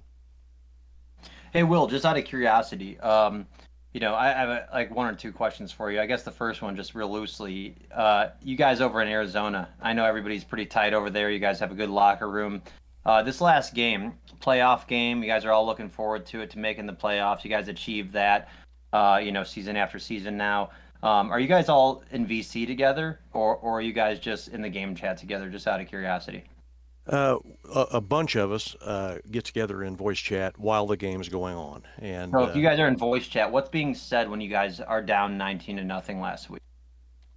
well, just for an example, EJ just kept telling us, this is the first half. Keep going, keep grinding. Um, don't get despondent because if you've watched this game for very many seasons, you've seen games turn at the half, and that's exactly what happened with us. But we don't get too down, and really, early in the games we don't get too high. So it's kind of one of those we gotta wait till the clock reaches 0-0 and see what happens. Definitely. And that being said, one thing, I mean, you guys got away with it this week, is playing one half of football, and you played a hell of a half of football. That I don't think you'll be able to do against Florida. And you're definitely not going to be able to get away with that against us in the next round if you can beat Florida. Is playing one half of football. So Agreed. what are the keys to making sure Arizona plays 4 quarters of football, starting right out the gate? What's the key to success in this game? Well, our game plan has to really just try to ensure to play to our strengths, and we got to limit the mistakes. Like you said, and then I added on here just recently about the mistakes that we had to try to overcome that really put LSG in a good position to score those 19 points early, and we can't afford to do that against a team the quality of Florida. So if we limit mistakes, if we don't have stupid penalties, if we don't um, shoot ourselves in the foot, and we execute our game plan, I think that right now our team is as good as any team in the league, and I think that we can hang with Florida. Sounds good, man. Will Todd, thank you so much for being on, bro. Really Thanks, appreciate Dave. you Thanks, being Johnny. here. Also, I don't know if you want, but we're getting ready to do pick'ems here in a couple minutes. If you want to stick around and do pick'ems, you're more than welcome. All right, thanks. All right, folks. That wraps up your quarterfinal previews. Before we do the pick'ems, though, I'm going to do something I have not done. I don't know how many of you remember way back in episode number 1 of Axis Live, we did one segment on one show that was called "What Does the Fox Say?" And because I don't know if this show is going to come back for season 21, meaning this could be my very, very last show of Access Live, depending on how demanding ownership is in the SFL. If this is the last show, I just figured it'd be kind of fun to kind of bookend it and bring Fox back on one more time before we go into pick'ems and see what does the Fox say today. Fox, welcome back, bro. It's been 129 shows since you've been here. Welcome back. Thanks, Dave. It's good to be back, and I must say that a lot has changed, but it looks really good. Thank you, I bro. love the format now. Thanks, man. I appreciate it. It's gonna it changes every week depending on how many people I can actually get to come on the show. So, we're running behind, but I wanted to give you a couple minutes anyway. So, do your thing, bro. What does the Fox say about season 19? Well, I was looking at some stuff, and I found it very interesting. Over the course of 19 seasons, there have been 59 different individual, you could say, rebrandings, original teams, expansions, what have you. So not a whole lot, but this season in the quarterfinals, there are actually, of the 8 teams, 7 different seasons are represented as far as starting points for different franchises. You've got DC, and you could count them as either season 5 or season 16, doesn't matter. Sioux Falls, season 6, Mexico City, season 8, Vancouver, season 9, London, season 10, Baltimore, season 11. The only likeness there is going to be Florida and Arizona, which play each other. both got their current branding in season 14. That's So I thought it was really cool as far as Yeah. diversity, as far as the old versus the new, and how all these generations of players and teams have come together in this one playoff. That is super interesting. I'm actually glad that I was able to bring you on to let us know that, because I don't think that's something I probably would have ever heard elsewhere or even thought to research myself, bro. So thanks for coming on and letting us know about that, and letting everybody know that every 129 shows, whether we need it or not, we will find out what the Fox has to say. We will absolutely. Thank you for All having right. me, Dave. Of course, bro. Thanks, man. Appreciate it. All right, folks. We're down to pick'ems, and then we're wrapping this shindig up. I'm going to start with Johnny. We're going to go in order on each game. Sioux Falls. I'm going to pull them up as we do them. Sioux Falls at London. I know you're going to say London, Johnny, but why? But why? Yeah. Because we're the better team. Because we're playing the Queens way. Yeah. It's going to be our defense that wins us this game. Okay. Chad?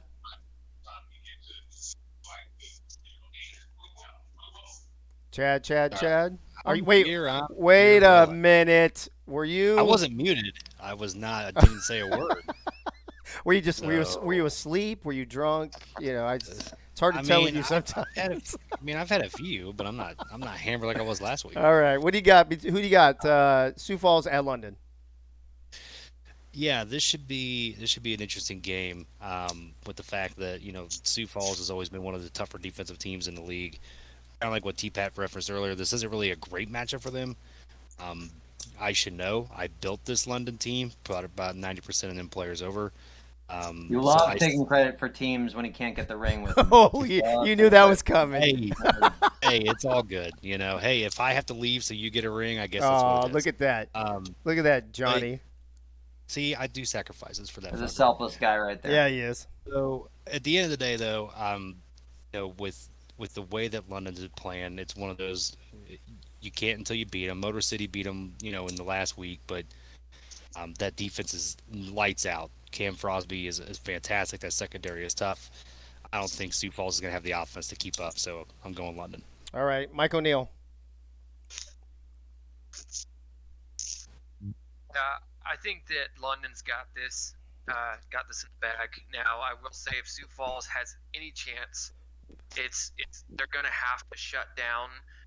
They're going to have to shut down Merrill, and they're going to really have to try and get Pickler to go on one of his interception tandems. That's the only way that they're going to have a chance at this. And shutting down, Merrill is a tall enough order. But I think London's got this. Tyler, Sioux Falls not getting a lot of respect so far, and this is a team that was, in the championship game, I think twice maybe. They've always made deep runs in the playoffs until a couple, last couple of seasons. Does Sioux Falls deserve more respect, or is London just that good? No, I think they do deserve a little bit of respect. There's a reason why they're the number one team in points given up, allowed, I should say, on defense. And standing right behind them, however, is London. So I'm not saying expect a similar score line from week 5, but expect maybe a similar score line from week 5. Maybe not a battle in the teens, but maybe a battle in the low 20s like we saw with Sioux Falls and Houston. Maybe a 24-22 score line is what we're looking at. And I think London do have enough to pull it out. And there's a reason why London is so good, especially on defense. And there's not very many opportunities where I'll get to side with Johnny, especially with his current team. But they're the number one team in rushing defense. So that's going to prevail again today, because Marcus Duncan had himself a really decent game versus Houston. I don't think there's probably a 2% chance Duncan has a positive or a rushing total over 75 yards this week. Somebody in the chat said, I think it was Drew, that said that London might struggle playing a team a second time. So we'll see how that plays into it. Gunny, are you with us? You ready to pick this game? Who do you got Sioux Falls at London this weekend? I'm going for teams that I don't normally see all the way in the semifinals and finals. So I'm going with the London team. Okay. I'm Freddie. ready to see some new blood. Okay, good. There you go. Yeah, I think a lot of us are. Freddie, I think we're tired of the New England Patriots thing here, right? No disrespect to T-Pat and them, but it's fun to see other teams winning sometimes. Freddie, who you got? Freddie? Oh, dude, he was there a second ago, and now he's gone. All right, we'll skip to Will. Will Todd, are you gonna do pick'ems with us? You bet. Yeah, I'm gonna ride the wave here. I think London's just going to be able to. Sioux Falls isn't going to be able to hang with London. London's playing too tough this year, and I just think that the Sioux Falls just not going to be able to hang with them. Okay, Freddie, are you back? Yeah, can you hear me? Yeah, you're good. Who do you got between Sioux Falls and London? London. London. And Fox, are you still here? Yeah, I'm still here. Yeah, why don't you jump in real quick? Who do you think he's going to pick? I'm just saying. I'm just might be a saying, bro. hard You know, one. you never know. I mean, I'm famous for picking Tulsa over my own team. That's true. My years. I do remember But no, Mexico City. that's not. Your ass would be cut, bro. No, at London, London, we've got this game. I mean, no disrespect to Sioux Falls, but offense, defense, the longer they have the ball and the shorter their field, it just gives us more opportunities for our defense to take the ball away. And you've seen our offense. So, All right. So London with a clean sweep. Johnny, game number 2, Vancouver at Mexico City. Who you got? Mexico City. Mexico City at home. Team of Destiny. Chad? Team of Destiny, yeah, they go against Baltimore in the next round. Okay. Chad? Let's say this: Vancouver is probably one of, if not the best coaching staffs in the entire SFL. Scouting wise, being able to, I mean, look what they did against Fort Worth. They pretty much shut that thing down. I'm going with the upset. Ooh. Going with Andy Hamilton and the Vancouver Legion. Okay. Mike O'Neill. Yeah, I second what Chad said. I'm going just like I went with the upset with Fort Worth. I'm going with the upset with Vancouver over Mexico City. Wow. I think Vancouver wins this, put 35 up. I think we see 60 total points though in this game for sure. Yeah, I agree that I think it's going to be a high-scoring affair. Tyler, who you got in this one?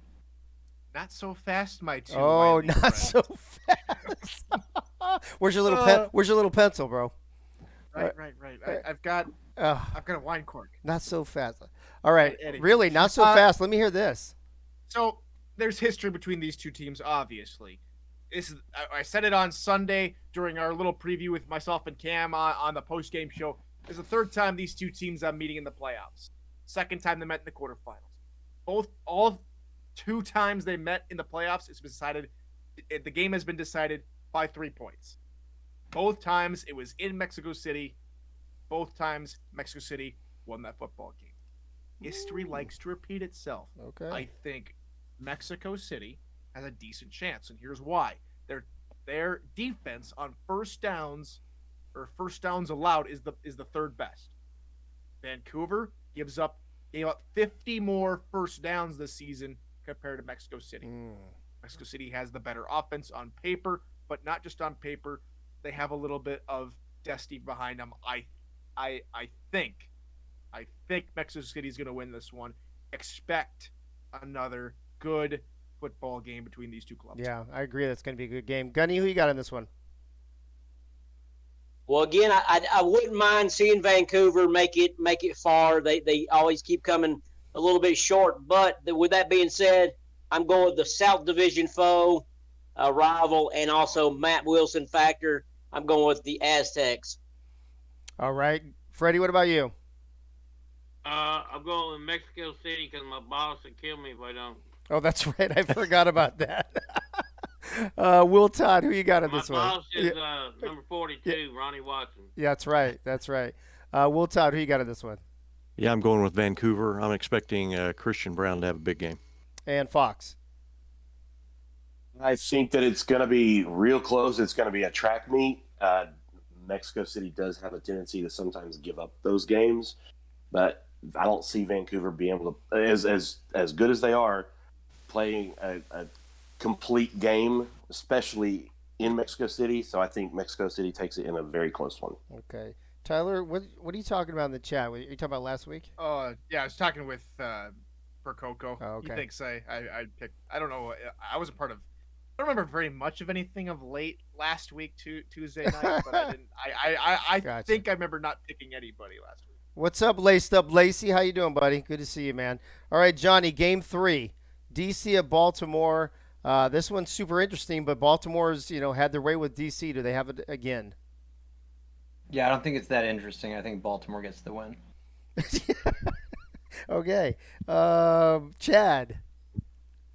I'm going to go in the opposite direction of my former quarterback, but I still think Baltimore takes this game, but I think it's going to be a really close game. I think DC will put in the work. I think they've seen this team one too many times. I mean, it's been 4 out of 5, 6 meetings, whatever, but they've been division foes for the past 3 seasons or whatever. But Baltimore on the back of Lloyd Graham Jr. That's going to be my prediction here. I Okay. think Lloyd Graham goes off for a couple TDs, and I think Baltimore edges it out. Okay. Mike O'Neill, who you got in this one? DC at Baltimore. DC gets the upset. Wow, just like DC that. gets the upset. Their defense has played really, really well. You saw what they were able to do, obviously with Minnesota, but and not saying that, obviously Baltimore's in another league majority of the time, but we're talking about division rivals here. Now we're talking about people that know each other. I mean, DC knows fine and well what Baltimore's going to try and do. Baltimore, a lot of the times, runs a lot of the similar plays. So let's be real. DC has a chance to shut this down. They really have a chance to make a statement win. And, I mean, Shabazz Synergy is playing really, really good. So I really think DC could come in here and really get a win. Interesting. Okay, Tyler, you agree with Mike O'Neill? It's a very tough decision. It's the third time these two teams are meeting this season, and so a whole number of different possibilities are thrown in there. But I think it's more of a 7-point ball game in favor of Baltimore. I'm going to side with Johnny and Chad on this one. Okay, Gunny, who you got in this one? O'Neill sounds like he's applying for a coaching position with DC right now. I'm sorry, Gunny, who you got? Plains, Georgia, peanut capital of the South and Jimmy Carter's hometown. With that being said, Peanuts say and the DC Dragons. There you go. Freddie, who you got? I'm going with Baltimore. Baltimore. Will Todd. Gonna be kind of a coin flip, but I'm gonna go with Baltimore. Baltimore. Yeah, I think this is gonna be a close game actually. Fox. Oh, well, DC ended the regular season on a 3-game losing streak, and they squeaked by Minnesota, who has kind of an average offense, if you will. That being said, I don't think there's anything they're going to be able to do for Baltimore. I think Baltimore wins by at least 2 touchdowns. Wow. Okay. Last game of the quarterfinals this weekend. Arizona at Florida. Johnny, you've got first dibs on this. Yeah, like I said before in kind of the preview of this game, it's going to be a great game. It's going to be one I will most likely tune into. And if there's one that anyone should tune into, I think it's this game. I think it's going to go down to the wire. I think it's going to be a crazy game. I think it's kind of a little bit, it feels to me at least, I'm not part of either of these two organizations, but to me, between like kind of just the aired legend of Mighty and Eddie, they're both old guard guys. They know each other very well. I know they have younger, personnel within their staff making decisions and things like that. But it feels like a rivalry that's outside of a division to me. And I think it's going to be a really good game. I think that Florida, again, they're on a 5-game winning streak. They know how to win games like this, and I feel like they know how to win the chess game against Eddie and his team. And I feel like, but that being said, and they're at home, and they already won on the road. They already went to the desert. They already went out to Arizona, and they got the W when they needed to in an ugly game. That being said, for some reason, I look at Arizona, and I look at the way they performed this season, and the opponents they played against, and I say, wow, like Arizona really is the better team this year. Like they're the better team on offense and defense this year. and they proved it. They proved it like punch But for punch, stat for stat, run for run, pass for pass, defense. Like they're the better team this year, and if they lose this game, it's because Eddie got out coached in this game. Like they're the better team this year, and it's their time to make it to the semifinals. And I'm going to pick Arizona, and I'm going to wow. back Eddie, and I'm going to say that Eddie gets the win on the road in Florida. But if they lose, it's all on Eddie, and he knows it. Okay. Chad, before I get to you, I want to respond real quick. Bob Funk in the chat, he said this hasn't ended. I thought it was going to be a shorter show. Well, any show is going to be shorter than last week, bro. I guarantee will be shorter than last week. How about that? Chad, who you got in the Oh, and by the way, but these two guys are. I mean, it's going to be a great battle, but they're just fighting to get their ass kicked in the next round. Go ahead. okay. Thank you, Johnny. Chad, is it okay if Chad talks now? Chad, go ahead. Yeah, that's Jesus all right. He Christ, doesn't have much to Vodka's say. talking. Vodka's talking over there. Holy shit. Who you got? Who you got? Number 5 at number 4. Good God, man! I don't even know how to. I don't even know what to say now. Like I lost. I had a You don't have really to say good. anything, dude. Go back and game plan and try and get more than 3 or 4 wins this season. Oh, ouch. See, listen to this I know. bullshit, right? Damn. It's so fucked up because I like he didn't even do shit until he got to London, and then I put him up on a pedestal for 2 seasons, and now I've made playoffs every year in my career. That was before you and after you, baby. Jesus, listen to this motherfucker. Like, come on, man, give me a break, will you? All right. So Arizona. The question is, Chad, what have you done without me? Hey, let's go. Let's go ahead and stick with the pick'ems Hey, for now. just remember that all them weapons are there because of me. Oh fuck! Here we go. I love you. Even All though right. Mike's in Cleveland. Chad, who do you have? Is Mike there now? No, Mike's not there now. So I'm hang never on a gonna sec. get this pick'em done. Oh You fucker, shit! I love you. All right, My God. Chad, focus, buddy. I can't focus, man. I I mean, know. the real estate agent over there is getting to me. At the end of it, okay, well, fuck it. Well, Arizona, hell with it. Go on. Okay. All right. Go Yeah. You know what? You only said one word for the pick'em, and that was the longest pick'em we had so far. Mike O'Neill, who you got? Oh shit! My fucking. Oh my god! I'm laughing. Are you muted, bro? Your Mike's lips. not working. Oh, there you go. Okay. I think we got you now. Arizona, can you hear? I kinda. Yes? No? Yeah. Are we good? Yeah. You're good now. All right, cool. Arizona goes into Florida and gets the win, and I think that it's going to be. I think they're going to get the win by more than 3 touchdowns. Wow. That's so you're gonna pull like they did against Lone Star. Tyler, Arizona at Florida. You know, O'Neal might be onto something, but I think that's just a bit far of a stretch. And we were talking about bad matchups for teams. You know, Sioux Falls being having to face London's a terrible matchup as far as all things are considered. Arizona has the best third down offense in the league. Well, Florida's defense gives up the most third downs in the league. That's a huge gap for Arizona to exploit. You can look at all the stats and all the metrics, and you go back to the coaches, right? You go back to Eddie and Mighty, and I think this is finally the time where Eddie gets it over Mighty. Okay. So Florida goes down in their first playoff game of season 19. All right, Gunny, who do you have here? Last week I was 0 for 4 predictions. The only prediction I got right is that Bo Martin would intercept Ashley Jackson. So this week, Ryan Davidson will be the one that intercepts the ball from Ashley Jackson, but Arizona will be the winner. Okay, Freddie, I'm going with Florida. Florida. Will Todd, Arizona. Arizona. Oh, Chop, are you chop. sure, buddy? Are you sure, bro? Yeah, I'm pretty You confident. pretty confident? Okay. Fox, you got the last word on this one. Well, I all I can say is that both teams are so good, but it seems like Arizona, as good as they are, happens to lose games they should win. And with it being in Florida, I think Florida squeaks this one out by less than 3 points. Hey, Fox, which one would you rather beat next week? I mean, it doesn't matter. We're going to beat them both. There you go. All right, folks. Those are your predictions and pick'ems from our panel and our other guests. A clean sweep for London, 8-0. Baltimore and Arizona both 6-2 in this pick'em, and then Mexico City 5-3 over Vancouver. That was the closest one, and I predict there's going to be at least two really close games.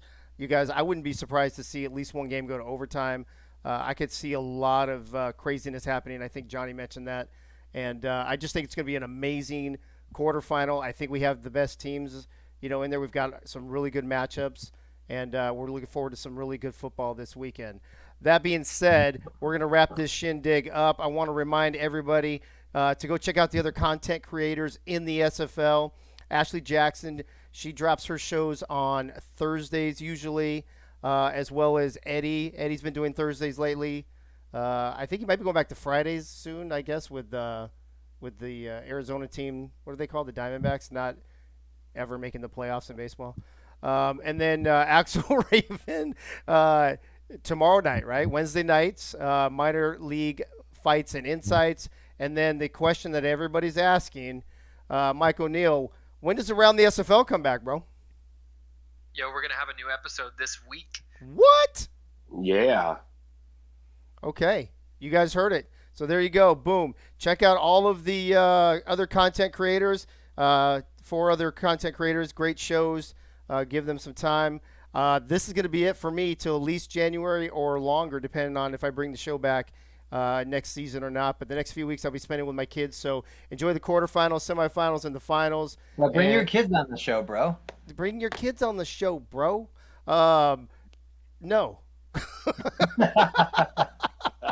Do they know what you do? Yes, they do. Yes, they do. They do. I think they subscribe. I think too.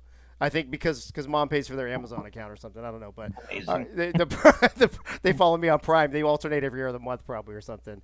Also, we've got we're gonna wrap it up. Freddie, are you here? Are you with us, bro? Yeah, man, I'm here. All right.